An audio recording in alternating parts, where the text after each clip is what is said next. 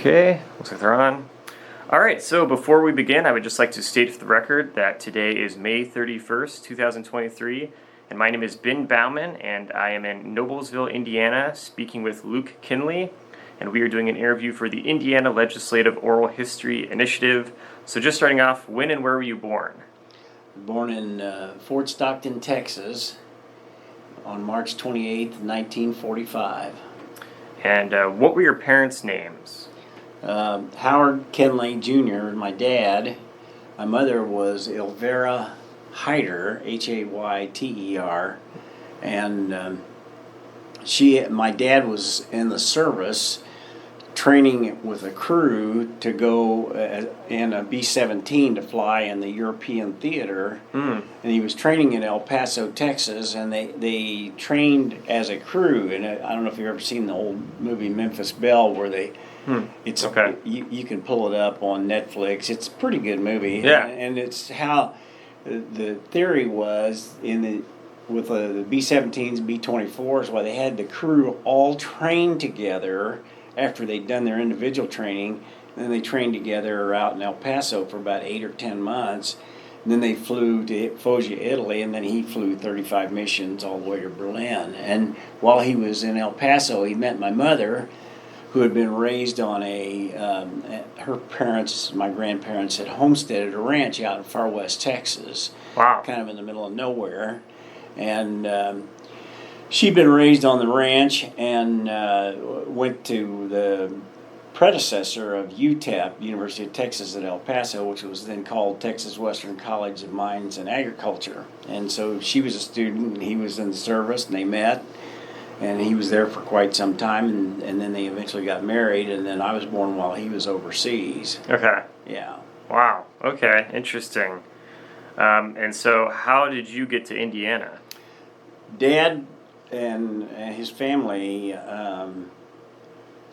lived here in Noblesville at that time. They'd lived in a lot of places around Indiana because during the Depression, his father, my grandfather, it was hard for people to get work, and he was a retail store manager and a meat cutter. And in fact, this building here is that you're in was one of the stores that we had here in Noblesville. Oh, wow. Okay. This I know but this store is downtown, and that's the first store I remember when I was about 5 years old. Oh, wow. Okay. Jeez. And then on the lot out in front here, this building was the second store, and I was 11 years old and worked in that store.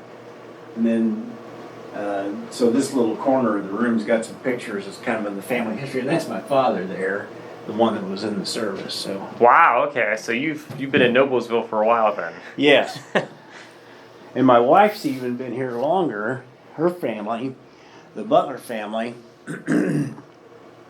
originally lived at 5th and Maple, and I don't know which of her ancestors it would be. I think it was her great-great-great-grandfather.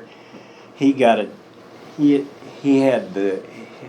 house was, the legal description was Block 1 in the city of Noblesville, and the deed was signed by William Connor, the guy who started Connor Prairie and all that. Okay.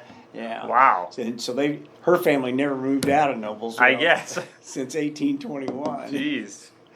That must be interesting then I assume Noblesville has expanded quite a bit since you first got here. Noblesville grew, and it was a county seat town through the time Sally and I graduated from high school, which was 1963, and it was about 6,000 people. Yeah. And at that time, Carmel had about 1,200 people. Wow. Fishers had about 500 people. Westfield had about 2,000 people because it was a pretty large Quaker population there. And Sheridan maybe had 1,000 people, and then Noblesville was 6,000. And it had stayed that way since about 1865 at the end of the Civil War, up until about the time we left high school, which is in the middle 60s. Yeah. And then when we came back after I'd been to college and law school and the Army, it had grown about to about 8,500 people, and today it's 71,000 people. Huge jump. Yeah. Carmel and Fishers are both at near 100,000. Yeah. Yeah. Wow. Yeah, it must be interesting to look back and see how things have changed. A lot of difference. Yeah. Wow. Do you have any siblings? I have 4 brothers and 1 sister, and a stepsister and a stepbrother. Okay. And my mother died when I was 9 years old, and I was the oldest of 6 children. And so that was kind of a hard time. Sure. And my dad was running a grocery business, which is, a lot of hours and everything. And about 3 years later, he married another lady, Marcia Kaler, who was my stepmother, and she had a boy and a girl. So there were 8 of us in the family. 8 kids grew up together, basically. Yeah. Wow. Okay. They don't have families like that anymore. Not as much. Yeah, they're much rarer now. Let's see. So how would you describe your childhood then, growing up? Well, it was a pretty traumatic experience when my mother died, and I was the oldest, and so things were kind of a little bit gloomy for a few years, and when my dad remarried.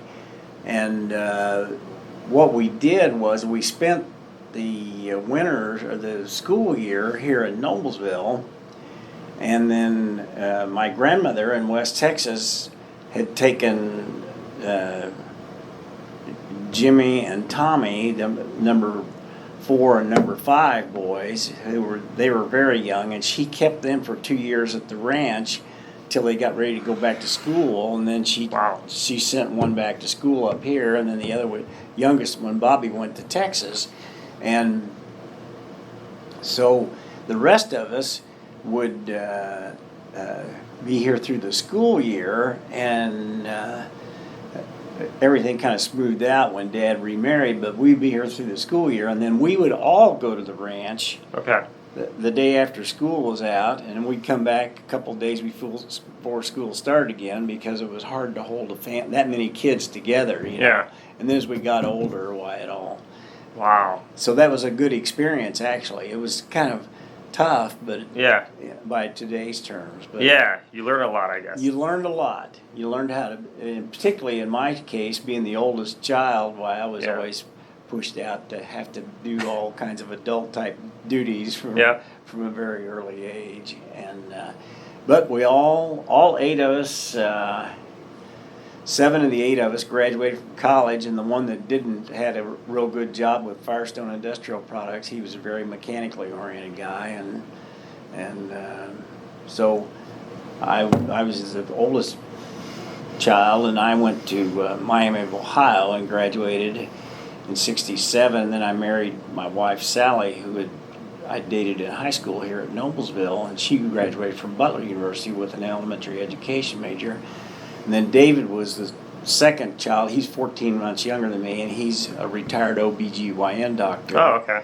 And then Carol, Jill, and Pam, the 2 girls, were both school teachers, and they're now retired. Yeah. And Jim was he was a financial analyst for Manufacturers Hanover Trust in New York City, and he was in Amsterdam for a few years. Wow, okay. And he lives in Sarasota, Florida, and then Tom is retired. He was a township trustee here in Noblesville, and Greg Schweier's the one that worked at Firestone, and then Bobby is a professor at Purdue. He got a undergraduate degree at MIT, and then a master's degree from Purdue in some kind of engineering, and then he got a PhD from Stanford. So he's the brains of the operation. Yeah. So it sounds like a pretty successful family there. It all worked out under kind of what you might consider to be difficult circumstances. Sure. Yeah. That's great. So who would you say then were the most influential people in your childhood? Well, my father was a really interesting guy, and he was real smart, and he was raised in the Depression. He was pretty poor, And when he came back from World War II, he had quite a military service record, which he never told hardly anybody about. But he was a very successful retailer, and he was a kind of a pretty strict disciplinarian in those early years.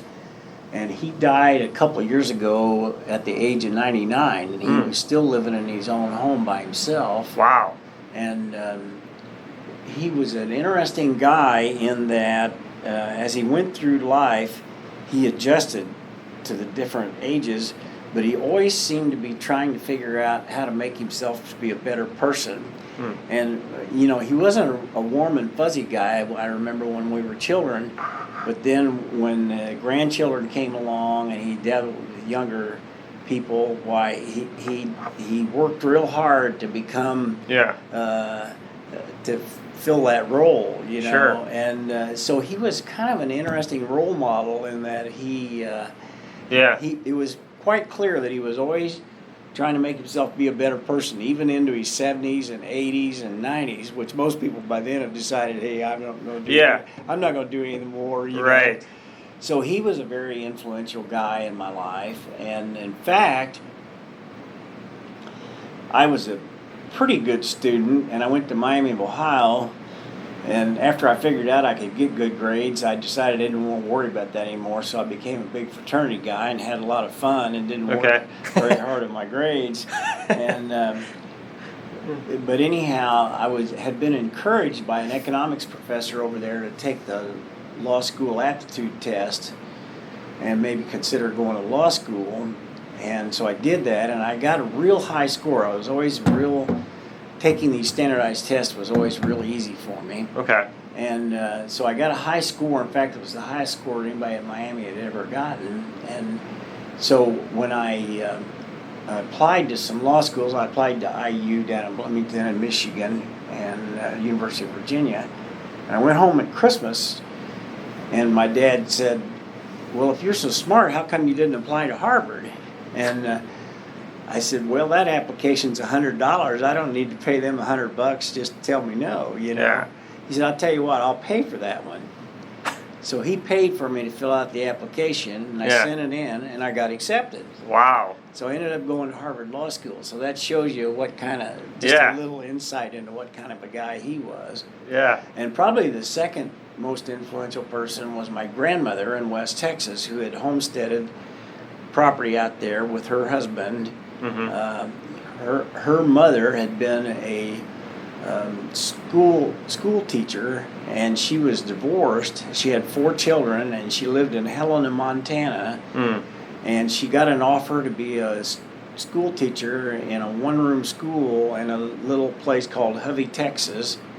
And she drove a wagon from Helena to Hovey, Texas. Wow. Over the summer, and she took that teaching job. And then my grandmother was only 2 years old at that time, and then about 16 years later, she and my grandfather got married, and they began homesteading property there in the Hovey, Texas area. Jeez, okay. And so she ran the ranch, and they literally lived 6 miles from the nearest neighbor, 11 miles to the nearest paved road. They had no electricity until 1972, and of course no TV and no telephone or anything like that. So when you'd go out to the ranch, it was like stepping back into the 1870s in terms of your lifestyle. I bet, yeah. And so you go down there, and survival was a big deal. And so she had, when you're 5 or 6, you could you had to feed the chickens and then clean all their stuff up, and then when you were 9 or 10, you graduate to milking the milk cows, and made her own butter and gathered her own eggs. And she had 2 or 3 gardens that she kept. And you have to learn how to work in a garden and all those things.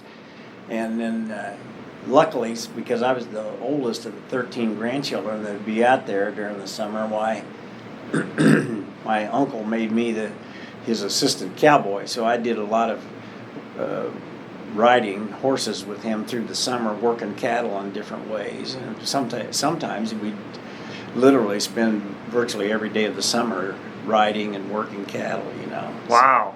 So that was a quite different experience than most kids in Yeah, sounds like Noblesville it. had. Sounds like it. Yeah, But that my is grandmother was a great person, and she was very practical, and she knew how to be a survivor. unique. Yeah, Yeah. yeah, that's definitely key, especially in those days. Yeah. Wow. Let's see, I'm gonna elevate these recorders a little bit. So it's one of the things that kind of helps. Okay. There we go. Yeah. Yeah, I'm used to all that stuff. Yeah. Let's stay down. So, what did you know about your family's politics growing up? Well, the my dad's family were all Republicans. In fact, he was a city council member here in Noblesville, and he had been over in Italy, as I said, and he came back with. They had a point system for the Air Force guys, and you could get out if you had 75 points. Okay. And he had 175 points, so he was way over the number. Yeah. So he was going to process out at Camp Atterbury to be a civilian, and he'd been in the service for 5 years at that point.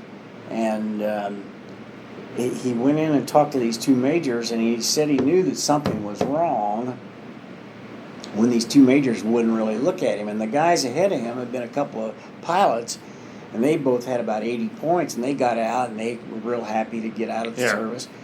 But they didn't look at him, and finally they said, well, Howard, we're going to send you to Japan for the invasion of Japan. And my dad, who was normally a real moderate kind of a guy, he said, I came unglued. I got all upset. He said, these guys had 80 points. They'll get out. How come I can't get out? Wow. So the guy said, well, you're a navigator, and you have all of those skills. We don't have navigators with your skills. Yeah. But we got pilots by the dozen. So we're going to have to send you to Japan. So he got in an old car that he had, and he drove to the ranch. He picked up my mother and me. I was about a year old at this point, or a little less, and drove to San Diego to wait for orders. And while he was at San Diego, they dropped the bomb, the atomic bomb, and Harry Truman was the president. And my dad's explanation of how he felt about that was that he never loved a damn Democrat so much in his life. Now, on the other hand, out in West Texas, they were still fighting the Civil War all over again, so they were all Democrats. Wow. And I can remember once when my grandfather saw me rope a calf, and he thought I did a pretty good job. He says, look at that damn Yankee catch that calf. So I don't know. I was raised under mixed politics. But I'd have to say that the Democrats in those days out in Texas were probably as conservative as any Republican is around here. Right, yeah, true. Wow, okay. You're getting more stories than you wanted. No, I mean, this is great because, the idea is really to get like who a person was and how that affects who they were in the legislature. So definitely good stories. So how did you view Indiana while you lived here growing up? Well, we had although we didn't know it, we had a very kind of an ideal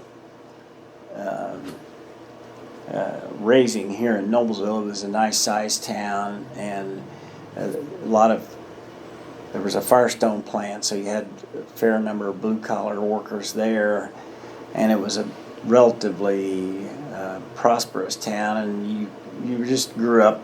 You could play baseball in the summer, and you could do all kinds of things, and so we grew up in a pretty nice, friendly existence, and everybody knew everybody in the high school class. We have about 135 people in my graduating class. So looking back at it, Sally and I realized when we decided to come back here and live here that it was a good place to raise a family and a good family town. So it was a nice environment. Yeah, that's great. And you enjoyed the schools and stuff here? Or? Yes. Very involved I played all different kinds of sports. and which was good. And so Sally and I were both pretty active in school and did a lot of things. Yeah. How did your awareness of politics change when you were in college? I wasn't ever a politically active person. I had opinions about politics, but I wasn't a person like a lot of young people, like they join the Young Republicans and they get involved in it. I never did any of that. Right. The closest I came was joining a fraternity, which was a social thing. It wasn't an organizational thing with a purpose. Graduated from college in '67, and the Vietnam War became quite an issue the last couple of years of college. Yeah.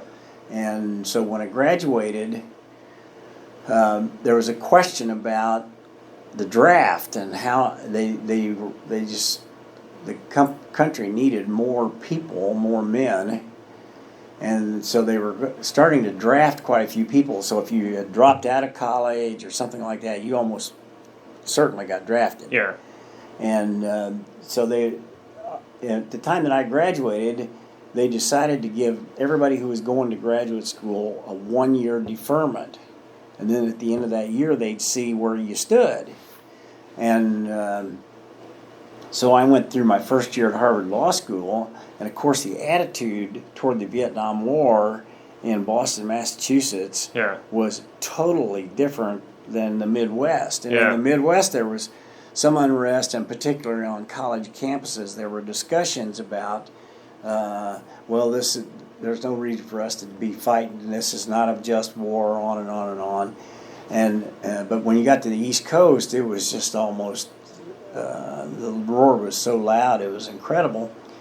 So finally I worked out an arrangement to the draft board in my second year of law school, and my father-in-law was on the draft board, and he called me in October and he says, "You're number 2 on the list, which means you're going to get drafted next month." Yeah. Because they let the deferments expire.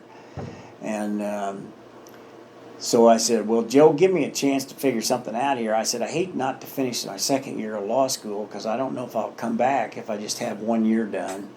And so I found an arrangement where I could enlist in January in the Army and get a 6-month delayed entry if I would go to officer candidate school. So that's what I did. I signed up for that. And so I was working that out and going to have to go to the draft. And during that year, we had about 500 people in our law school class. 276 guys left the law school because of the draft, but most of them went to Canada. Oh, wow, yeah. Very few of them went to the service, and I found out later I was actually the only person of the 276 that became an officer in any branch of service. Wow. So the anti-war feeling was very strong. So that was kind of the first big political issue that I can remember really dealing with. Yeah, definitely a wild time. Yeah, it was. And that year, the second year of law school, was the year that Martin Luther King was assassinated. Yeah. And I'd heard Martin Luther King speak on the Boston Commons out there. Wow. And then later in the summer, why Robert Kennedy got killed. So that year was just completely full of turmoil. Yeah, geez. And so what did you do next then? Well, at the end of my second year of law school, we packed up and came home, and I went to Fort Leonard Wood, Missouri for basic and AIT, and then I went to Fort Belvoir, Virginia, and began a 6-month officer candidate school training program, and I graduated in May of '70. And the way it worked at with the service was they have all these branches, like they have the infantry and artillery and transportation and signal corps and military police and adjutant general, which are the paperwork guys and all this. So I finished at the top of my class, so that meant I got my choice of branch and assignment. So I chose a position there at Fort Belvoir for my first year, and you would spend 1 year stateside duty, and then you're supposed to go to Vietnam. And so I spent my 1 year stateside duty and was levied to go to Vietnam. And then Lyndon Johnson came on TV and said they're going to start calling the troops back. Or Nixon said this, they're going to start calling the troops back. Mm-hmm. And I thought, well, that's great, but too late for me because I've already been levied. Yeah. Well, within about 15 days, they canceled my levy. And then about 2 months later, they called me in and asked me if I was planning to make a career out of the military. And I said, no, I'm just a civilian soldier, you know. Yeah. And so when I told them I wasn't going to stay in, they said, okay, we don't really need you anymore, so we're going to give you a 6-month early out. So I ended up getting back to law school almost a whole year quicker than I thought I would. Wow. So I went back to law school and did my last year of law school. And we had our twin boys, were little babies at that point, and so Sally just took care of the boys, and I went to law school. And then I interviewed, and I had job offers pretty much all over the country wherever I wanted to go. But Sally wanted to come back to Central Indiana, so Okay. I took a job in a medium-sized law firm in Indianapolis, about 30 lawyers, and we lived up here in Noblesville. And I drove back and forth to work, and I was there for a couple of years, and I liked the work that I was doing, and I liked the people that I worked with, but I just didn't feel I was in the right place. And I think this goes back to sort of my family uprising, because my dad was an independent small businessman, and then here my grandparents in West Texas, they're running their own little ranch, so Right. we're a pretty independent crowd. And so I quit the law firm and I came back to Noblesville.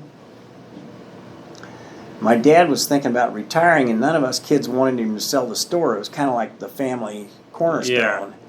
I said, let me help you for a few years, and then I'll go practice law. So I got into the supermarket business with him, and the town was beginning to grow, so there were opportunities. And I liked the idea of owning my own business, and you do your own advertisements every week, and you'd lay out the stores. And when we expanded this store a couple times, and I would always you'd be doing that. And then you'd work with your employees, and you had a lot of young high school people, and that was their first job they ever had. Yeah. And it was kind of fun. Yeah. They had a lot of enthusiasm for the job, but of course they needed somebody to teach them a little something. So it was Sure. kind of fun to help develop these young people. And so I ended up staying in the supermarket business for 25 years. Wow. And we expanded this building that we're in here. It had been expanded a couple of times. And then I bought another store, and that was pretty successful. So by the time we got done, we had about 200 employees in 2 stores. We had a nice business. And about the second or third year after I was back here, the city court judge was a fellow who had been practicing law, and the Indiana Supreme Court passed a disciplinary rule that said you can't practice law and be a judge even in a part-time court. So he had to quit. Okay. So they called me, and the guy who had been the city court judge was a friend of mine, a couple, 3 years older, and he said, why don't you be the city court judge? You're the only lawyer in town who's not practicing law, and we need somebody who's has been to law school. Right. And I said, well, I don't think that's a good idea, Jerry. I'm busy, and I don't, that's all criminal law, and I Yeah. didn't do any criminal law. And so he said, well, come on up to court and find out just one Thursday and see what you think. So Noblesville was still a small town, so he just had court one day a week, and usually just Thursday morning. And so I went up there, and all these people are coming up there, and you got drunk driving charges and kids that have been out drinking, and then you got assault and battery on a domestic dispute, and then you got a dog running loose somewhere, and so you're taking care of all that stuff. And I came back to the store, and Jerry called me up and he says, what do you think? I said, well, I think about half of these people shop at the store. I don't think it'd be very good for business if I was a judge. And So I thought that was the end of it. And then about 3 weeks later, I get a call from an old fella who was the Hamilton County Republican chairman. He says, "This is Bob Webb. Are you a Republican?" I said, "Yeah, I'm registered as a Republican." And he said, "Well, I'm going to appoint you as a city court judge." And he hung the phone up. So I sat there and looked at the phone for a little bit, and I thought, what should I do about this? And so I decided, well, maybe I could do that and call it my civic duty. Uh-huh. And so I agreed to be the city court judge, and that was in 1974. And so a couple of weeks later, I got a call from the governor's office, and Otis Bowen was the governor at that time. And this person said to me, "Say, when are you going to come down here and get sworn in as a city court judge?" And that was when I realized that this Bob Webb really didn't have the power to tell me I was the city court judge. He just recommended to the governor. Yeah. So I had to go down there and get sworn in. And when I took the job, the local paper interviewed me, and I said, "Well, I'll do this as my public service, but I won't run for office. If somebody wants to run for it, they can run for it. Yeah. And if anybody wants the job, why, they can have it." Yeah. So I should have known nobody would ever want that job. So I was a city court judge from 1974 to 1989. Wow. And during that time, I tried over 5,000 drunk driving cases. And the caseload, Noblesville was a modest-sized town. During those years, the growth was so much that I went from having 500 cases a year to 5,000 cases a year. And at the same time, my business was growing. I had 200 employees, and I was kind of meeting myself coming and going. And my boys were ready to go off to college, so I resigned as city court judge. And that was 89. And then 3 years later, there was a fellow here in town named Dick Dellinger who had been a state representative from Noblesville. He was the government teacher at the high school, and we all knew Mr. Dellinger, and I'd been the senior class president, and he was the class sponsor. So he was running for the Senate seat that I held for a long time, and he called me at the end of June. He says, "I'm going to retire because I've got a personal health problem." And he says, "A bunch of us have been talking, and we want you to run for the state Senate." And I said, "Well, I don't want to do that, Dick." And so they wouldn't give up. So after a while, they talked me into running. And after I was kind of selected to run, I found out that I was running against an incumbent Democrat in a state Senate where the split was 26-24. So that seat was going to actually be for the control of the Indiana Senate. Wow. And so all these people that are totally involved in the political world, the lobbyists and all of the party people from both sides, I mean, they spent more money on that race than they'd ever spent on a state Senate race. And here I am, just a guy trying to run a grocery store. Oh my gosh. And doing what they tell me to do, going door to door at night. And so anyhow, I got elected. I beat Tony Maidenberg from Marion, Indiana. The district went up to Marion, and he'd been the mayor up there, and he's really a fine guy, and we still stay in touch. And so that's kind of how I got to the Senate. Yeah. Interesting. Okay, so yeah, quite a journey then.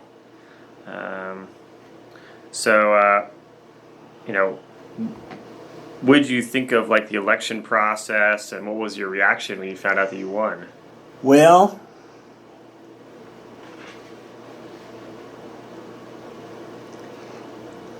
I had 100 days to run a race. I didn't know what to do, and all these people, everybody told me, "Well, you have to go door to door." And I had 100 days to run a race, so I went to 100 doors a night for 100 days, and I knocked on 10,000 doors. And so it was pretty interesting, and you just meeting ordinary people every night. Of course, I'd been in the supermarket business, so I was used to dealing with people. Yeah. And I knew how to deal with people of all classes of income, really had been raised not to have any prejudices because everybody was a customer that came in the door, Right, sure. regardless of who or what they were. Yeah. And so I didn't have too much trouble getting along with people. And then, having been a city court judge, I'd heard enough stories from people about how they were that I could kind of sort through how people behaved. I was used to trying to analyze, is this guy guilty or not guilty, or how much punishment does he need, or things like that. So it all kind of built up, and then I got elected, and it was the money raising was a pretty hard thing to figure out because all the nursing home people were mad at Evan Bayh, the governor at the time, because he hadn't given them, they thought they were entitled to some different per diem payment for patients that they had or something. So they were pouring money into all these races to try to beat him. And since I was the key race, I'd go to some nursing home and these people would all show up with these big checks, and I'd walk out of there, didn't know anybody, and I'd have like $30,000 worth of checks in a little envelope that I was carrying, and I just struggled with the concept of that as a citizen. Is this right, or what's going on here? So anyhow, that was a kind of one of the side notes of the thing. And then when I got elected, I was still running this business, and I had two brothers in it with me. And so I was racing down to the State House. I'd come in here at 5 or 6 in the morning, and I'd work till I had to go to the State House, and then I'd go to the State House, and then I'd sit there, and it was pretty chaotic. I hadn't been in the State House before, other than to be sworn in by Governor Bowen in '74, which was almost 20 years prior. And the whole environment was pretty chaotic to me, and didn't seem to be very structured or organized. People would file between the House and the Senate. Why people would file 1,500 bills, and I'm thinking, now how could you possibly go through 1,500 bills in 3 or 4 months and make any rational decisions? But after a couple of years, and I didn't even file a bill the first year. I just sat there and watched and voted, and turned around and came back down here and worked. And then I've been put on the Finance Committee, which has handled the money and the budgets. And Larry Borst was a longtime state senator who had been the finance chairman for about 35 years. And he and Morris Mills, another guy like that who served for a long, long time, they didn't like having a freshman on the Finance Committee, but Senator Garton, the pro tem, had put me there because he knew I had a business background. But they kind of began to realize that maybe I could help them out because I had these kind of skills. Right. So over time, I became interested in that and thought, well, I can make a difference here maybe. And Senator Borst was he's a really interesting guy. He's a veterinarian from the south side of Indianapolis, and a real dedicated public servant, but a pretty ruthless guy. And pretty much the way he ran his committee, you probably couldn't run it today that way, and with all the sensitivities that we have in the world. But he was pretty mean to everybody because he was protecting the money, and he wasn't going to let you have any of that money unless you just absolutely proved that it was essential. So I was his bag man, and ran around and did all kinds of whatever he needed help doing. And after 10 years in the Senate, we had I think the Senate majority was 33 Republicans and 17 Democrats. So of the 33 Republicans, I was still number 25 on the seniority list. So that told you how the place has changed, so that meant that there were 24 people who actually had more than 10 years in the Senate. Wow. At that time. Jeez. So by then I was chairing the tax committee and doing other things. Senator Borst retired. Well, he got beat in an election, and Senator Mills had retired on his own. So I ended up having some opportunities to do things and use the skills that I had probably opportunities that not very many people get, you know. Yeah, for sure. So do you remember the first bill that you sponsored or authored? Yeah, it's a pretty funny bill. Okay. There was a lady uptown here in downtown Noblesville. She cut hair. And she had a tanning bed in her barber shop. And she was a real heavy, kind of an outspoken lady. And she said, when I was running for election, she said, "Luke, I got this tanning bed in there, and the state charges me $150 a year to inspect this one tanning bed, and that's ridiculous." She said, "If I vote for you, will you get that changed?" I said, "Well, I'll try." And Yeah. so the first year I didn't file a bill, and then the second year Debbie said, "Hey, did you do anything about that $150?" Yeah. I said, "Well, no, I didn't, Debbie. Let me check it out." So I found out that the Department of Health inspected these tanning beds, and the fee was $150. And it didn't matter if you had one bed or 150 beds. Okay. And so I thought, well, that's not fair. So I filed a bill that changed the fees to like $25. And then if you had more than one bed, it was $10 for each bed more that you had. Yeah. And so the bill went to the Health Committee, and Senator Miller was the chair lady of the Health Committee. She didn't give the bill a hearing, and it got down to the last week, and I went to her and I said, "Well, Senator Miller," I said, "you haven't given my bill a hearing." She said, "Well, you didn't tell me you wanted a hearing." And I said, I'm thinking to myself, well, why would I file a bill if I didn't want a hearing? Right. Yeah. And I said to her, I said, "Well, I want a hearing." And she said, "Well, you know, a lot of people file a lot of bills to make a statement, but they don't care whether they get a hearing or not," which was a new concept to me. I had no idea there was that much political gyration going on. So she said, "Okay, I'll give you a hearing." And she said, "This looks like a pretty stupid bill."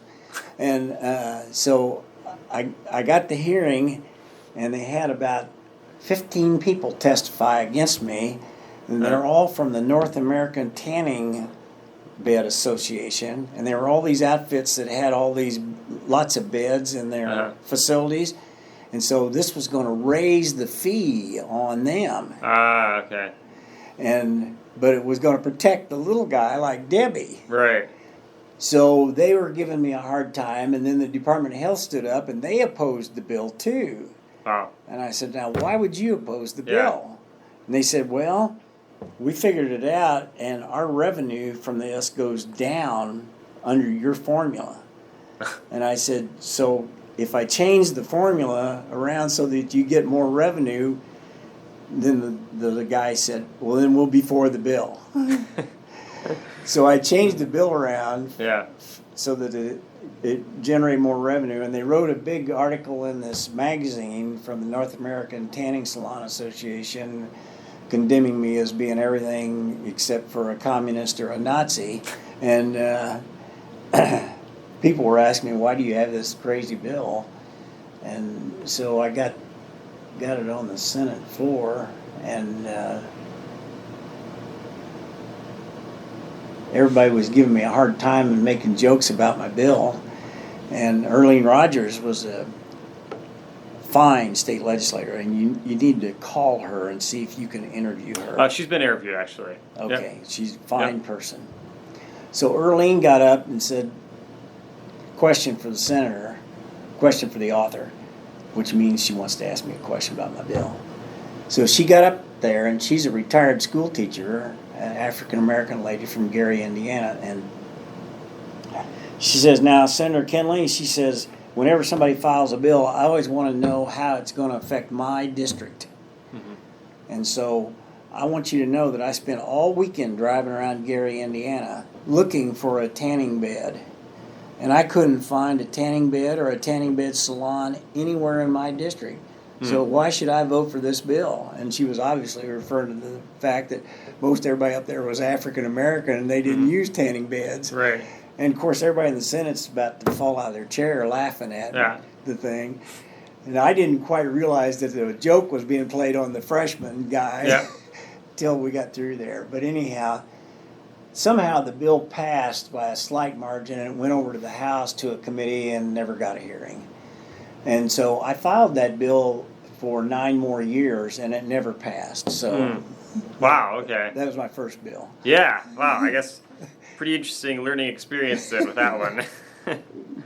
Learn about a lot about the process, I guess. So what were the interactions like then, generally speaking, between Democrats and Republicans when you served? Well, the first year I was there, we had 28-22 majority, and we had 4 or 5 of the Republicans in the majority who always voted with the Indiana State Teachers Association, the union. And so if you had an education bill, they voted with the union. And so this was a very uncertain majority. And it's kind of like the House of Representatives out in Washington right now, where it's very... So if you wanted to go anywhere or get anything done, you had to not only convince your fellow Republicans that you needed their support, but somehow you had to find some Democrats that were willing to help you. You couldn't pass a bill unless you could get both sides of the aisle. And that proved to be a very interesting dynamic, particularly with the budget bill and things of that nature that were critical. I mean, you have to pass a budget every other year. You got to pass a 2-year budget. And so you had to find a way to pass a bill. And so we had this very close margin in the Senate. And for most of that time, you had a Democrat governor, and the House was under Democrat control. With Mike, who's the guy from Southern Indiana that was the Speaker of the House? Is it Phillips? Or? Mike Phillips, right, thank you. And then Pat Bauer. Yeah. And so you had to work together. So did the relationship change over time as you served later on? It did. And we never quite reached the majorities like they have now, which are pretty unbelievable. But the 2 things happened. Number one, people in the Republican caucuses became more cavalier about whether they had to leave and listen to a Democrat or not. So it didn't matter if they made a good point or not. You just always try to keep them down, keep their numbers down, and vote against everything they wanted in order to deny their voice so that they could go run a good, decent election. So it's very tough for them to get the upper hand on the thing. And then the other dynamic that changed during this period of time was actually due to the thinking of Newt Gingrich. And Newt Gingrich was a rebel in Congress. He's a Georgia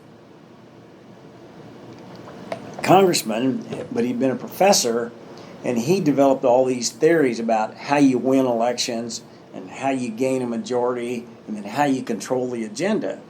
And Newt was pretty ruthless, and his approach was, no matter how good the idea is from the guy from the other side of the aisle, you never speak well of it, you never vote for it, because the whole thing is about retaining power. And so in these legislatures all across the country, in the State House, you've seen an evolution of applying what, in my opinion, was the Newt Gingrich methodology of politics. And so it's still pretty prevalent in a lot of state houses. And that can even be used as in some local government arenas now. You know, you have these arguments in front of school boards about whether somebody's teaching critical race theory or not, or whether a book should be in a library or should be banned or not. And some people attribute some of that political development to Saul Alinsky, who was a Chicago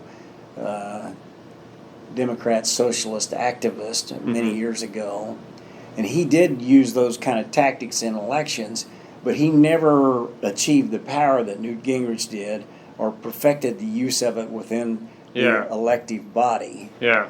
So I've always felt like this is all a historic trail on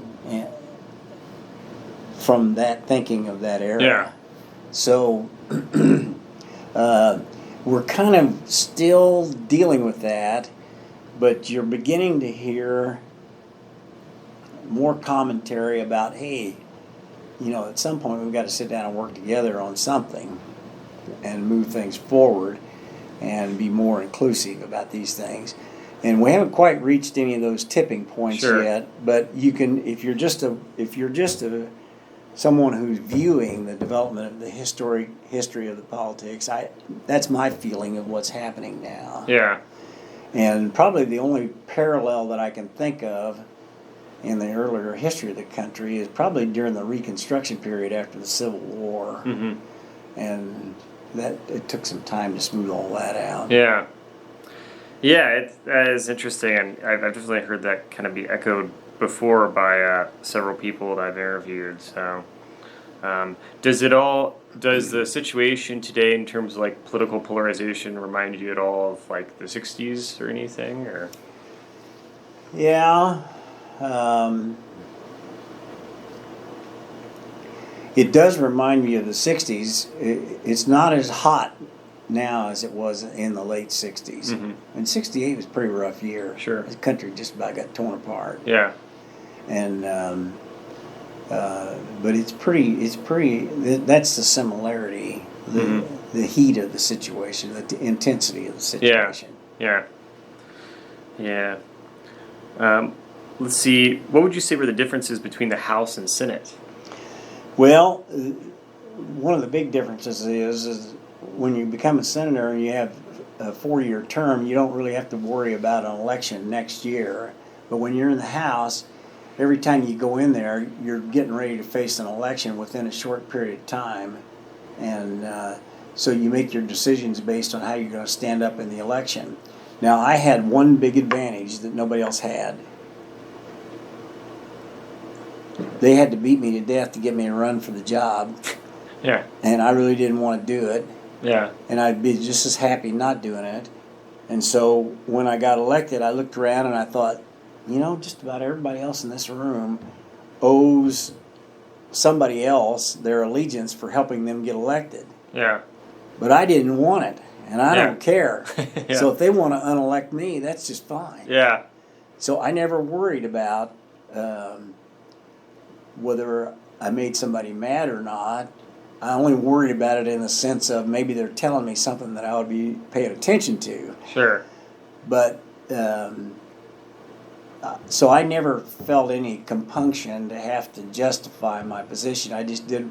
So I decided, once I realized that, I decided now, okay, I come from Hamilton County and it's a pretty heavily Republican area. So unless I really get in trouble, I'll probably can get reelected without too much trouble if I choose to run. And so I thought, somebody down here needs to think about what's the best thing for the whole state of Indiana, not just your district. Yeah. So I never asked for any monies to be channeled to Hamilton County for any particular reason, unless there was some project that was meritorious enough that I would go to like the NDOT, the highway department, and say, look, needs to be improved for the benefit of everybody. Sure. So I was kind of and since I was on the outside of Indianapolis, that we did a lot of things during my tenure that helped develop the downtown Indianapolis. For example, I carried the bill that redid the convention center and built Lucas Oil Stadium. Mm-hmm. And you had to work that out with the Colts and with the mayor, and then you had to deal with all the rural legislators from everywhere saying, we're tired of giving money to Indianapolis, Yep. and those kind of things. So that was a real advantage that I had. And when it came to school funding, for example, I wasn't interested in giving IU a preference over Purdue or the Indianapolis public schools a preference over the Muncie public schools. I was trying to figure out how did you do the right thing for everybody on this. So that made it real easy for me in some ways. Yeah.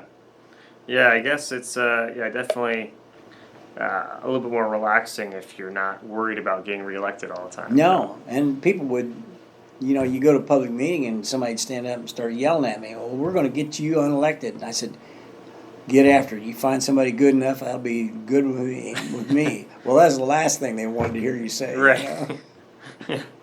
That's funny. Did you ever go against party leadership at all when you served? Yeah, I was somewhat independent in that regard. Although later on, I would sort out things that really were significant to me if I felt like I needed to go against the grain. Yeah. And other things that I didn't think they were necessarily right on, but it was sort of part of the group effort. Mm-hmm. I would go ahead and vote for or against things kind of the way leadership wanted me to vote, because I didn't want to be just a complete rebel about it all. And but I never I had 2 or 3 scrapes where we had some real conflict, but you just have to work your way through it. Yeah, that's understandable. Let's see, how influential would you say lobbyists were when you served? That's an interesting dynamic. Actually, it depends a lot on whether you feel like the lobbyist is a good lobbyist or a bad lobbyist. And if a lobbyist, there are many lobbyists there who sort of have a sense of public service about themselves, and they kind of got where they are because they started out wanting to affect public policy. So they have this trying to do the right thing for Indiana approach. And since lobbyists can focus on one individual issue, they can be an incredible source of positive information. Yeah. And so you have to learn how to distinguish between which lobbyists you can believe and which ones you can't believe, and which are ones that are telling you the truth and which ones are not telling you the truth, and which ones are there that are for a purpose that they consider to be critical for their constituency. For example, a lot of child advocate services. I mean, those people, most of their heart, their mind may be in the wrong place, but their heart's in the right place. So you have to sort them out just like you do everybody. And so lobbyists are an important part of the dynamic that you have there. And one of the areas that I probably was a little unique for me, during the time that I was there, we first approved the riverboat gambling, and then we had the racinos, and then or the horse tracks, and then we had the racinos. And most of the governors during all of that time never wanted to be, they weren't against these things, but they never wanted to be affiliated with any of the gambling enterprises, because they didn't want to be labeled as a pro-gambling person, so they were very gun-shy about getting involved in anything. And then many of the legislators, they just had their personal opinion, but when I was handling all the budgets and everything, this was a revenue source, plus it was a recreation and entertainment source, and then it had also the ability to be somewhat of an ethical issue, because gambling can deteriorate, and there can be the source of a lot of crime, a lot of cheating, So Larry Boris, this guy who was the tough guy that I told you about, he took control of that stuff, and he set all the rules, and I helped him. And then when he was gone, I carried on the rules. And we put in things like everybody that works with a casino, even if they're just delivering napkins for the dinner tables, has to undergo an FBI background check to make sure that they're not associated with organized crime. Yeah. So far in Indiana, because we have all these very strict rules about participation, and then we set up the Gaming Commission and the Horse Racing Commission to make sure that the public that went there would get treated appropriately. In other words, for example, out of the lottery or out of the casinos, there's variations across the country in terms of how much is the house share, and how much do they have to give back to the gambling public as the winner's share. And so we were pretty intense about making sure that it was a positive experience for the customer, and we felt like the people running those gambling places, they were going to make money anyhow. Yeah. So it quite often it fell, especially after Larry and Morris left and Pat Bauer kind of fell out of power, why it pretty much fell to me all the time to be the guy that policed all those situations. Wow. So although the casino people were not allowed to make contributions to your campaigns, they did have lobbyists there, and they had some of the most talented lobbyists that you would meet. They were pretty persuasive, and I'll never forget that when they first were going to add the racinos, which is the gambling card game area and the slot machines, to the racetracks. So the people that were running the tracks said, well, we will pay a $25 million fee for that license to be able to have a casino there. So then the House were proud of themselves, and they raised that fee to $50 million. And I calculated, with the help of the LSA people and the fiscal people, that the actual value of the license was somewhere between $325 and $350 million. Wow. And so when the bill came over to the Senate, and their lobbyists came in to see me, and we had a meeting, and I said, so we had this conversation, and they were talking about how they were going to pay this $50 million and how generous they were and everything. And I said, well, I tell you what, you got 2 licenses here, and so the deal is, I'm going to put it in the bill, and the price for each license is $250 million. And I calculated that it's worth at least $325 million, so I'm giving you a discount.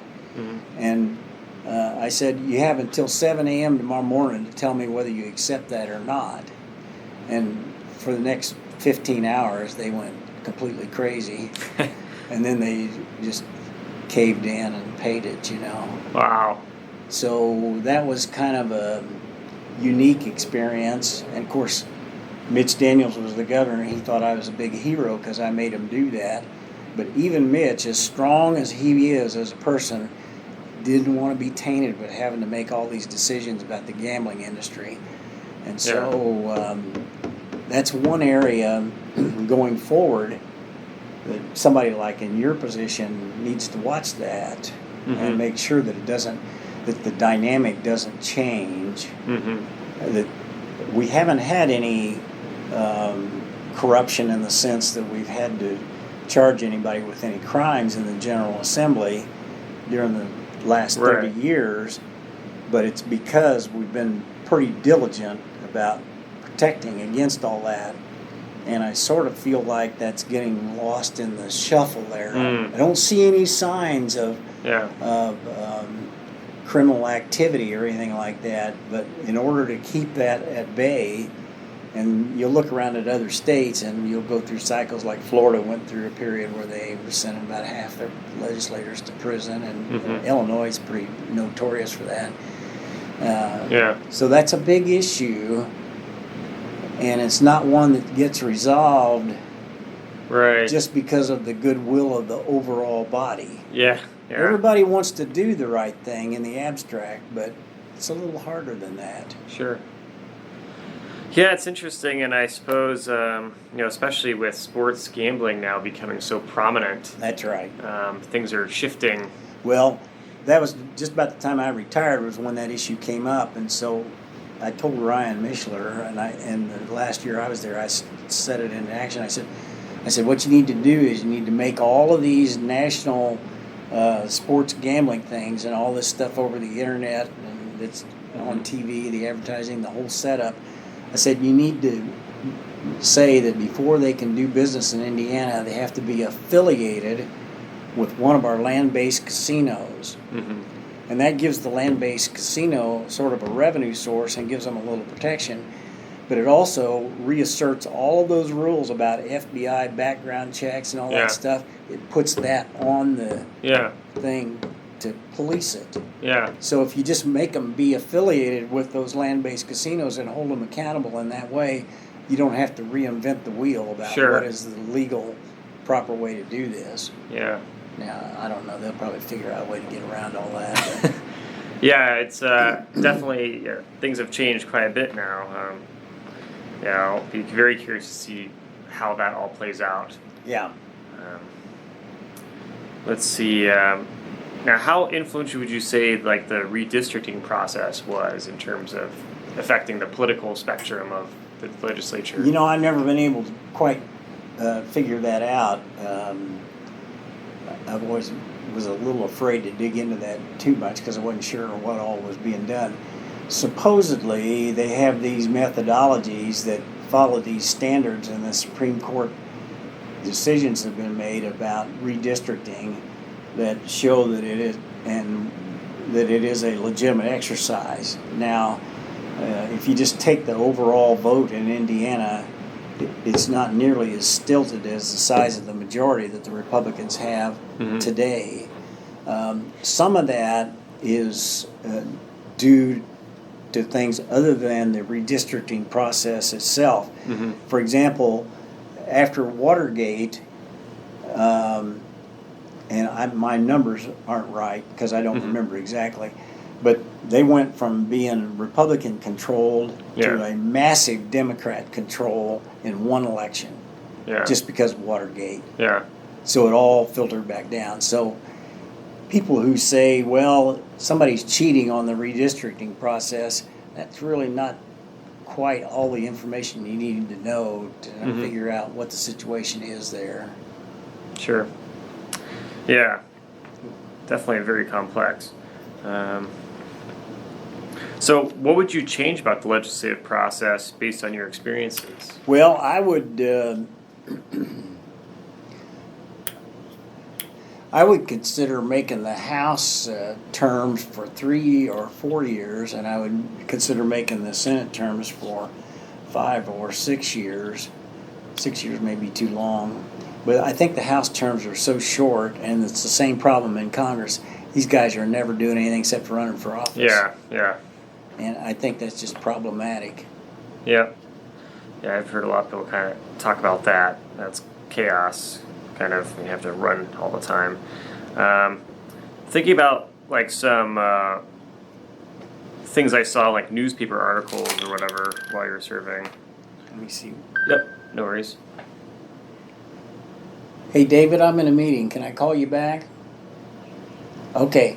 All right. Thank you. Also, what time was it that you had to wrap up things up? Well, I need to finish by 11 if I can. Yeah, we got that. That's no problem. Good. Yeah. So thinking of some legislation that I saw that was going on when you served, do you remember anything about like offenders reentering society, some legislation? Community transition program. Yeah. That's funny that you bring that up because I was thinking about that yesterday. What year was that? Do you Oh gosh. 90 something. Sometime in the 90s, I don't have the exact. So here's the deal. The Democrats controlled the House, the Republicans controlled the Senate. And we were passing a budget, and I was an advisor to the budget committee, and one of the problems we had was, the question was, we have so many people going to prison, do we need to build a new prison? And so we had kind of a study done about all the people who were in prison and maybe there were people in prison who didn't need to be there for one reason or another. And so we decided that maybe one way we could help ourselves, and this was, it started out as a conversation on for one reason, but ended up as a solution for a whole different reason. We decided that there were a lot of people who were serving fairly lengthy terms, especially back in those days, people who had been convicted of multiple drug offenses. And in reality, that was their only criminal activity they'd ever been involved in. They hadn't hurt any other people, but they were there as felons. So we decided that maybe we could push this decision off a little bit by reducing the number of people in prison at the end of their term if they'd been there on kind of good behavior. And so if we could reduce the prison population, we could at least stall off these other discussions about whether these drug guys ought to all be in prison or not, or other things like that. So with 3 days left in the session, Pat Bauer and Larry Borst asked Bill Alexa, a Democrat senator from northern Indiana who later became a judge, and me to develop some kind of a program to see whether we could let some people loose a little earlier at the end of their term. Yeah. So Bill and I sat down, and in 48 hours we wrote what was called the Community Transition Program. Okay. And what basically what it is if somebody has served most of their sentence, then we would allow, on the recommendation of the prison warden to the sentencing judge, that their sentence be reviewed, and they could either receive like 60 or 90 or 120 days early release under certain conditions to transition back into society. Yeah. And there might be, and we tried to say prisons needed to develop a little program to have these guys get prepared for moving back. So we passed the Community Transition Program as part of the budget bill. Okay. And we wrote it in the last 96 hours of the session. So it never went to a committee, it never had a hearing, it never had public testimony or input by anybody, which you can't do that today. That was pretty blatant. And but the reality was the thing worked incredibly well. And we achieved a running average each year of about 1,000 people that got released about 90 days early, so that we actually reduced the prison population basically by 1,000. And they did studies on whether these guys who were released or not were succeeding or not. And the people who went through the Community Transition Program stayed after like a 3, 4, 5 year review period. It turned out that actually over 80% of them were not committing other crimes or going back to prison. So it was really a very successful program. And Bill Alexa and I just wrote that, the two of us, and put it in there. And then all the lawyers and judges and everybody, when they saw that in the budget bill, they went crazy because they'd never had a chance to testify on it. Yeah. They couldn't have any input. All the public defender people were appalled because one of the things that we put in there was that this review was totally in the discretion of the original sentencing judge, and there were no due process requirements. In other words, you weren't entitled to a lawyer, you couldn't present a case, you couldn't argue this or that or any of the other legal theories that you could argue, because this was just kind of like a gratis reduction of your sentence by the sentencing judge. And Bill and I were comfortable with that, but a lot of people were pretty uncertain as to whether that was a good idea or not. They didn't like it. Yeah. So, but the thing is still alive and still working, and the program is almost, the language has hardly been changed at all from what we originally wrote. Jeez, okay. Yeah. See, another thing I saw was that, I guess, you were someone who, was really focused on making sure there was a balanced budget. Do you remember sort of the budget bills, the complexities of that? Yeah, actually, Senator Hirschman,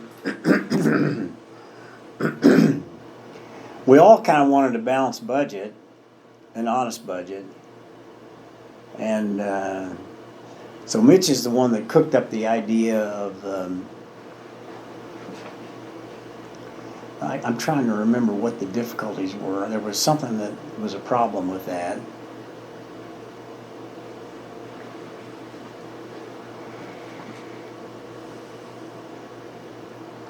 Oh, Mitch Daniels, if we had money left over at the end of the year, Mitch Daniels wanted to go back to the taxpayer in the form of an automatic taxpayer refund. Mm-hmm. And to me, that was kind of a political decision, because if you're going to give everybody back $50 on their thing, you could beat your chest and say you're a big political hero. Mm-hmm. But my argument was, if you had $50 extra, there's a lot of taxpayers that would have said, well, why don't you find something that we need fixed, like our roads or our schools or something else, and why don't you put the money there instead of just giving it back to us, because the taxes aren't that high in Indiana anyhow. Mm-hmm. So we had quite a bit of conflict about that.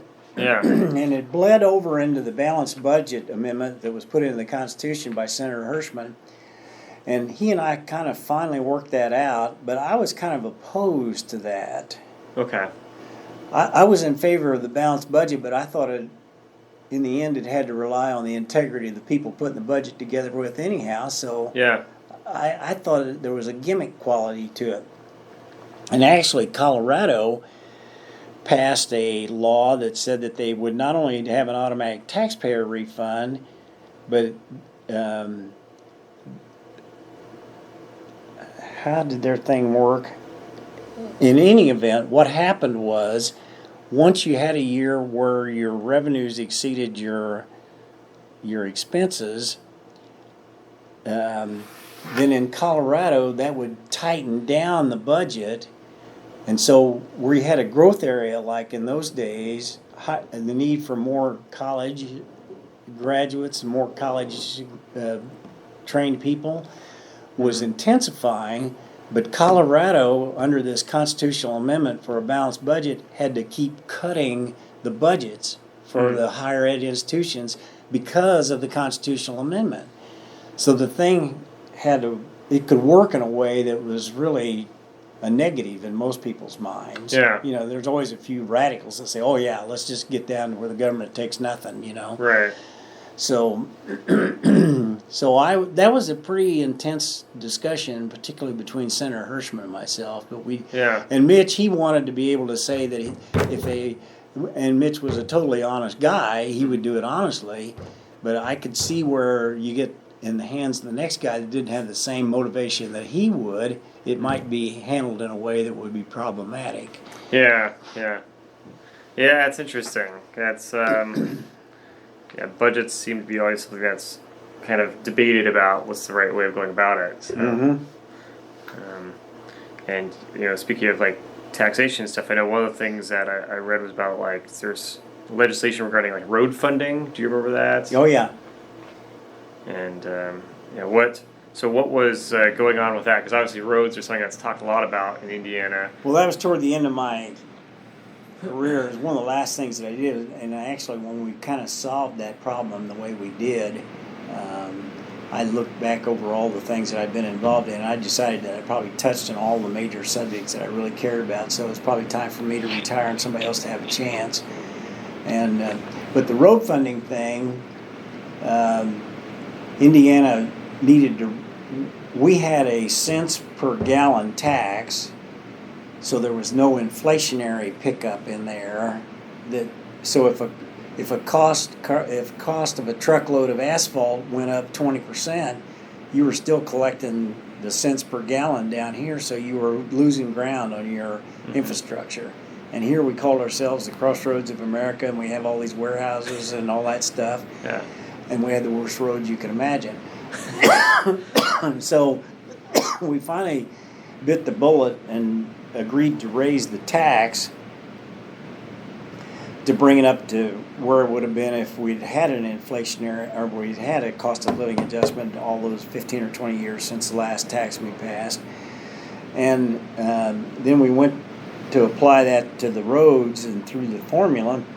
And then I kept arguing that you need to turn I-65 from Chicago to Louisville and I-70 from Richmond to Terre Haute into toll roads, and that way the people who are just passing through could pay their share of the road maintenance. Mm-hmm. And I figured out a formula, and I said, and besides that, they need to be 6 lanes all across the state, both north and south. And so I said, and I figured out, and of course all the engineers and all the government types, they had these astronomical, excuse me, they had these astronomical toll fees that they wanted to have, and I sat down and figured it out with LSA's help that actually you could pass a toll road, and you could have, for a passenger car, you could charge $9 to go from Louisville to Chicago, and you charge $6 to go from Richmond to Terre Haute. And if you did that plus the gas tax that we had, you could make all these roads, those 2 roads, 6 lanes all the way across the state. And for the foreseeable future, you'd have plenty of money to maintain all the roads. But I couldn't get the legislators to, particularly Republicans, to knuckle under and agree to that. And people in certain areas of those roads, they thought they were being, their constituents would get mad at them and unelect them because they passed this. The toll on the road. But so I never could get anybody convinced, and I even took my campaign funds and I printed little green buttons that said 6 lanes, and so I handed those out to all the legislators. I almost got it done, but I couldn't quite get it done. Wow, okay. So we were that close to having some road improvements. But we did pass a good road formula. Yeah. And it does have a cost of living adjustment in it. Okay. And we also equitized or made more equitable the distribution and use of funds and how you go about doing it and all those kind of things. Yeah. Okay. So we do have a much better program today than we did 10 years ago. Okay. And we spent a lot of money working on our roads. Yeah. What about a property tax limit bill? Do you remember anything like that? Well, I wrote the property tax reform bill and then put the constitutional amendments in there.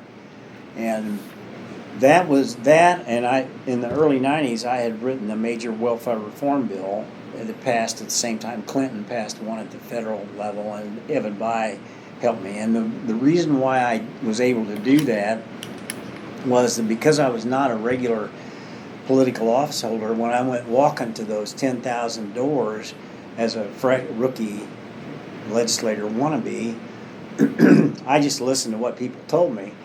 And it was the most amazing thing, because you go in these blue-collar neighborhoods and they'd all complain about all the welfare cheats that lived in the neighborhood. So we had a lot of real scandalous activities involved there that just seemed unfair to the average person that was trying to make it on their own. Mm-hmm. And so I wrote a welfare reform bill, and I was kind of about a year or two ahead of the time, and it took a little while for it to sink in on the political front that this was an issue that we needed to reform, and so I got a major bill passed there. And then the same thing happened with the property taxes. I could kind of sense that, particularly in rural Indiana, where you don't, in the donut counties around Indianapolis, you got this, you got property taxes, you got income taxes, but people are making incomes in Hamilton County, Marion County, and Hendricks County. You go to these 65 rural counties sitting out there in the middle of nowhere, there's nobody making any money, so they can't pay an income tax. And the only tax they had was a property tax, and so these county people just kept raising these taxes and raising them. And so I kept thinking, we got to solve this. We got to limit the property tax because it's too hard on people with fixed incomes, particularly older people, and it's not fair to this and that. And then even on the classes of different people with the 1%, the 2%, the 3% in the constitutional amendment, I kind of bit the bullet because my business today is leasing these buildings. So I own a lot of buildings here in Noblesville. So I put 3% on commercial property and 2% on on housing that's a rental property, and then 1% for home ownership to try to encourage home ownership as the cap. Yeah. And so I kind of cooked that whole thing up, and I'll never forget it. I had filed a bill one year, and the legislators were not ready for it. They didn't quite, they were afraid of it.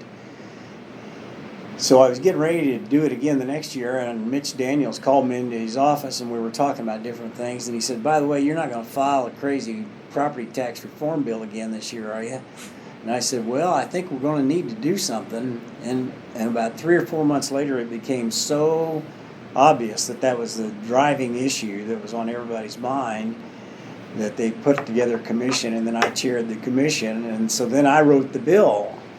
Wow. And the guy that helped me write the bill was a guy named Dan Novreski, and he was the fiscal analyst for the state senate, and he had worked for state government in the budget agency and in the Department of Corrections and in the Department of Transportation.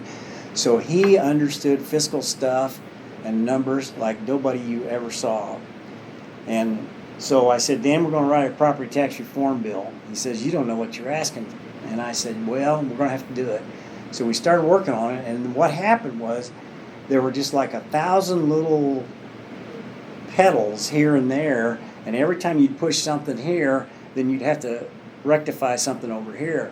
So Dan and I spent about 8 months writing that bill and getting it all balanced out, and we had a lot of help out of LSA.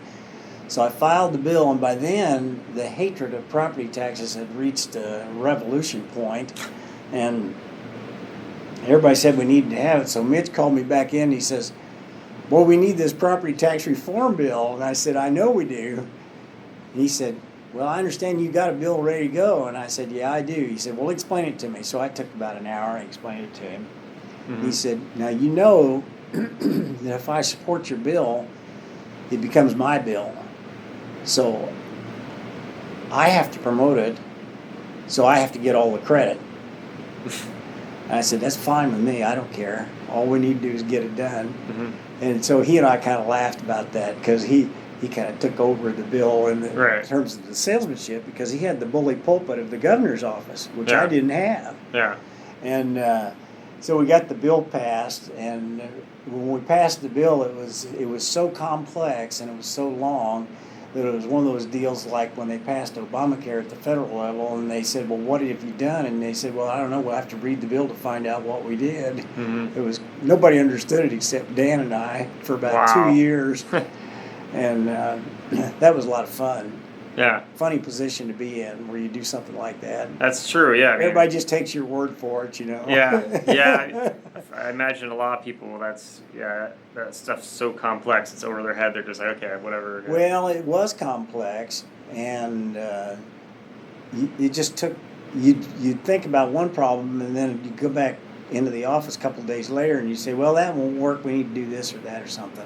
And so it just took people a long time to catch up with it. Now, actually, the property taxes are beginning to be a little bit of a problem, particularly for homeowners again. Mm.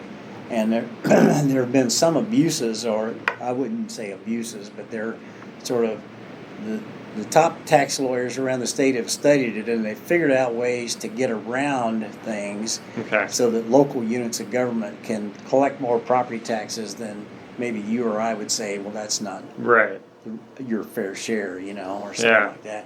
So we kind of need to do another reform. Always a game, I guess.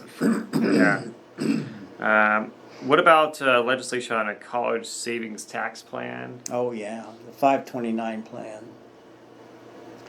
Larry Buell was a state representative, and he came up with the idea that if people would contribute to a 529 plan, which was starting to appear around the country, that they ought to get a break on their Indiana taxes. And so he proposed that they get some kind of a tax credit or something that might amount to $100. And I just took Larry's idea, which was a very good idea, and I just said, if somebody's willing to contribute to a college savings plan for a kid or a grandson or a child or whoever in your family, you ought to get a tax credit on $5,000 contribution. It ought to be enough to make a difference, so that you could actually get people to start saying they want to put money into an account for the new grandson for the next 18 years.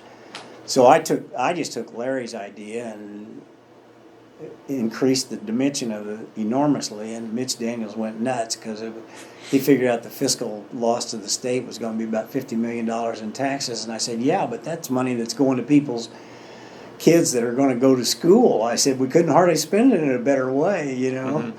So he finally gave in on that one. There you go. Let's see. So, why did you eventually leave the Indiana General Assembly?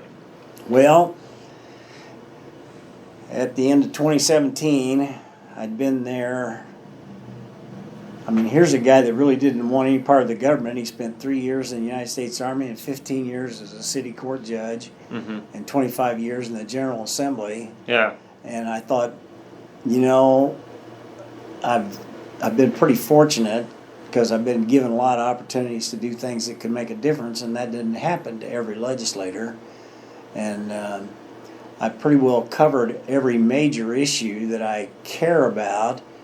And so there are other people that are coming along, and they need to have a chance to implement their ideas and to kind of be in charge. One of the problems you run into in the legislature is if you get somebody like me who stays there a long time and does a pretty good job, even though they may have flaws in other people's eyes as to how they do their job, well, they tend to trust them as the safe alternative, so they let them make all these decisions. Like when I told the casino guys they had to pay $250 million for that license, they tend to trust you, and so the power gets kind of concentrated down, and you're not letting everybody be involved in the decisions, or you're not giving people that maybe have special talents a chance to step up and provide some service. So I just thought, well, I better quit while I'm ahead. And,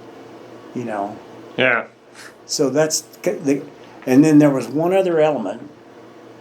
In the previous year, I'd had a primary opponent here in Hamilton County that had been drummed up by all the local mayors that they didn't like it because they thought I was too hard on them, that I wouldn't do all the things that they wanted me to do. So they got this younger fellow to run against me, and he's a pretty nice young guy, and he's still involved in politics on a local level. And so I found out that he was just kind of their shield, and he was just there for them.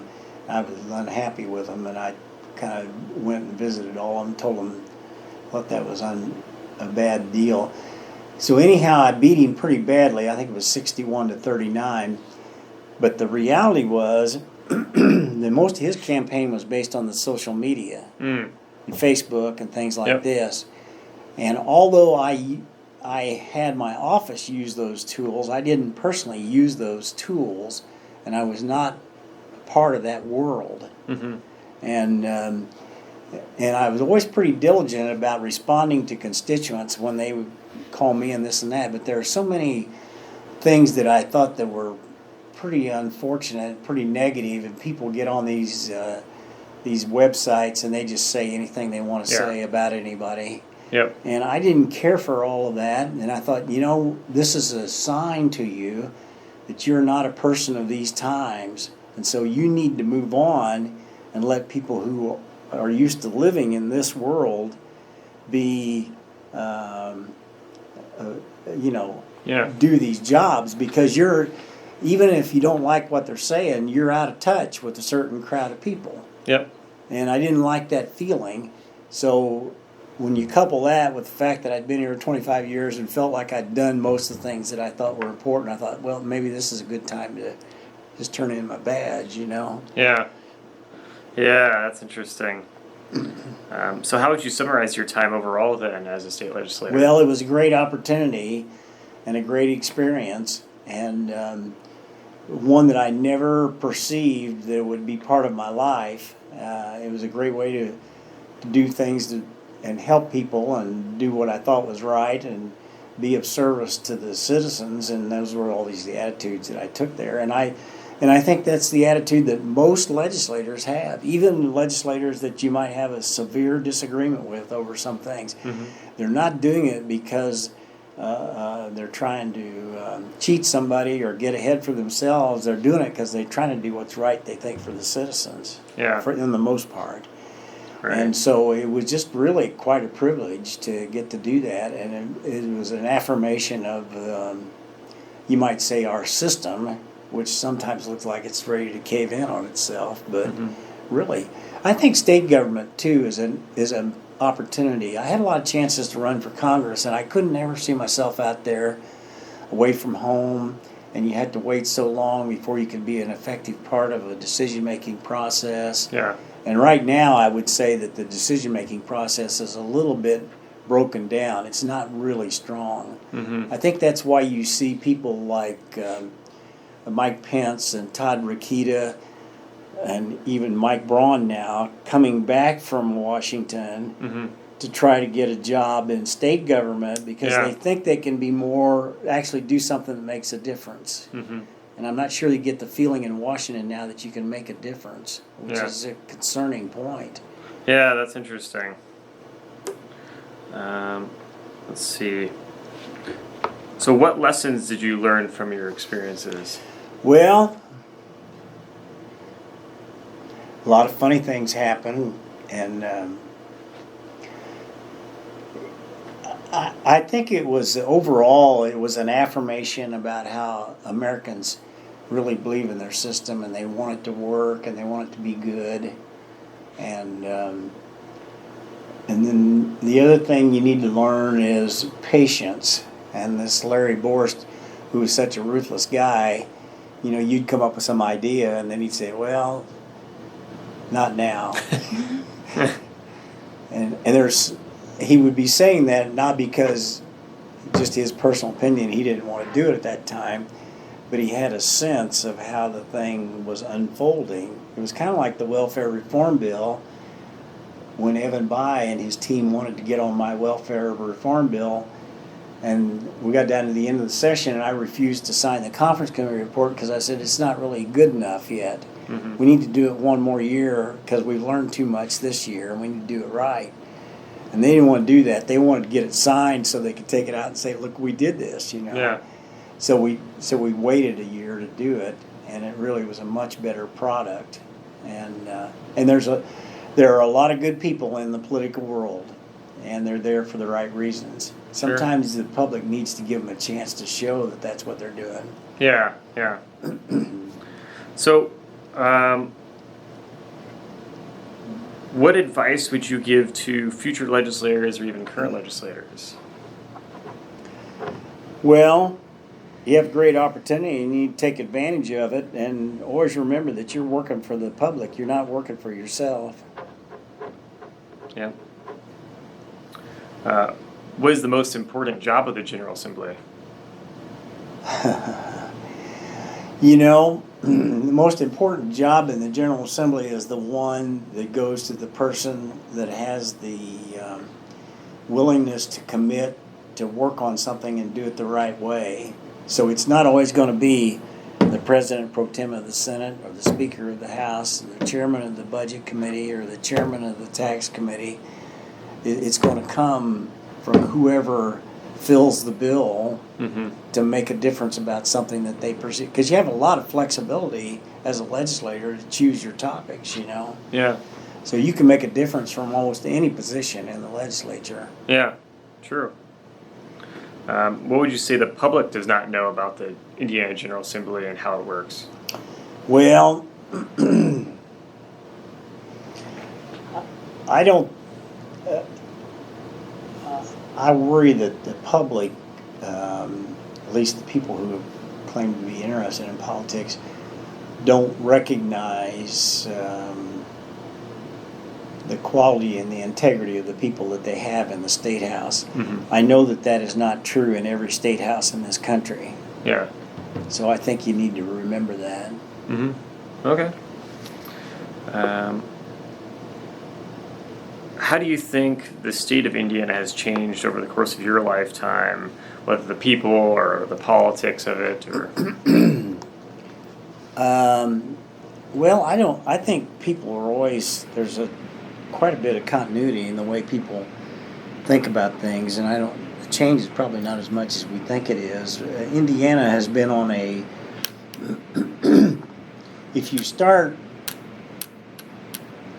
with Otis Bowen as the governor in the 70s, which I didn't know him very well, or very much about him, or very much about the people who were in the legislature at that time, except for all those old holders that I served with in the 90s. We've had pretty good leadership, and Indiana has tried to move forward, and I think that shows up. For example, in this last census, Indiana actually gained population, and here we are in the middle of the country in a Rust Belt area, and most of the states around us have lost population. And so Indiana, I think there's something about the governance that we have and this type of society that we've tried to build up, that we're actually succeeding in having a good place to have people live. Yeah. And we haven't grown a lot. Yeah. And it's a pretty fine measurement, but I do think that Indiana has accomplished a lot for people, and still given them a lot of freedom to do the things that they want to do. Sure. That's a hard balance to achieve, and I think we've done that maybe better than our peers over the last 30, 40 years here. Yeah. Some of it comes from good leadership. I mean, Evan Bayh was a good leader. Frank O'Bannon was a good guy, a good leader. Joe Kernan was a good friend of mine. He was short-term governor. He's a good leader. Mitch Daniels was an outstanding governor.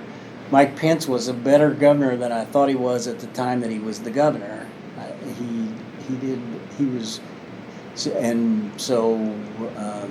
And Eric Holcomb has done a good job. Yeah.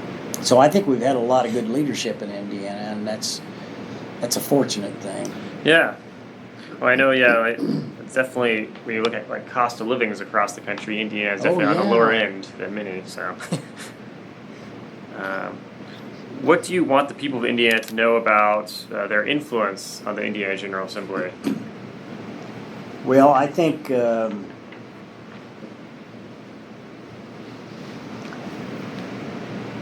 General Assembly as a body, and particularly as individuals, pay a great deal of attention to what they think the constituents are concerned about, and I think they try to react to that. And I think a lot of constituents and a lot of people in Indiana, just like everywhere else, don't realize what a benefit that is, and they don't hold up their end of the bargain.